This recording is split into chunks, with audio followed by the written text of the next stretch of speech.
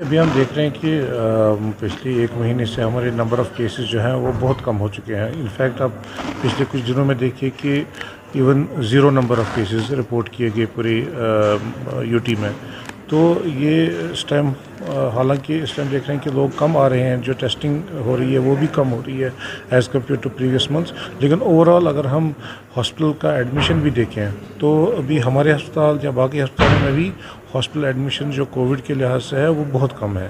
اس لیے over all اگر Covid کے کیسز ہوں گے بھی کمیونٹی میں, یہ اس ٹائم مائلڈ ڈیزیز کاز کر رہا ہے, کسی کو ہاسپٹلائزیشن کی ضرورت نہیں پڑ رہی ہے, تو یہ ایک خوشائن بات ہے.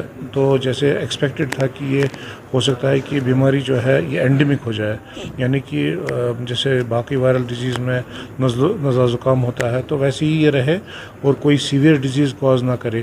اور آگے بھی ہوپ یہی ہے کہ آگے بھی یہ ایسے ہی بیہیو کرے گا, اور ہمارے جو ہے باقی جو سیویئر کیسز آ رہے تھے پہلے, جیسے ڈیلٹا سیکنڈ ویو میں ہم نے دیکھا, تو وہ کم ہوں گے اور ہسپتالوں میں ایڈمیشن کووڈ کے لحاظ سے بہت کم ہوں گے.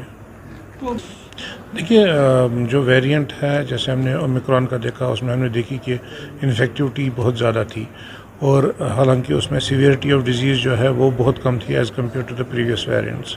اب ایک اور ویریئنٹ جیسے آیا ہے جو BA اومیکرون کا ویریئنٹ تھا, B2 دوسرا ویریئنٹ تھا, ایک کمبینیشن ویریئنٹ جو ان دونوں کا آیا ہے جسے ہم XE کے نام سے جو اس ٹائم جانا جا رہا ہے.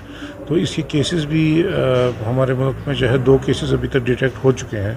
تو یہ امپورٹنٹ نہیں ہے کہ ہمارے پاس کون سا ویریئنٹ اس ٹائم اویلیبل ہے یا کتنے کیسز بڑھیں گے.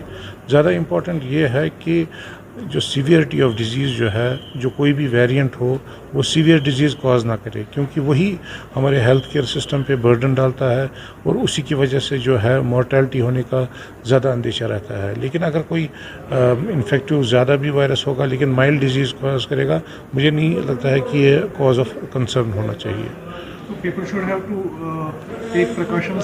دیکھیے ابھی جو ہے ابھی ہم یہ نہیں کہہ سکتے ہیں کہ کووڈ پوری طریقے سے ختم ہو چکا ہے. تو ابھی تو ہمارے جو نمبر آف کیسز جو ہے وہ منیمم پہ ہے, تو اس ٹائم جو ہمارے SOPs ہیں وہ ریلیکس ہو سکتے ہیں.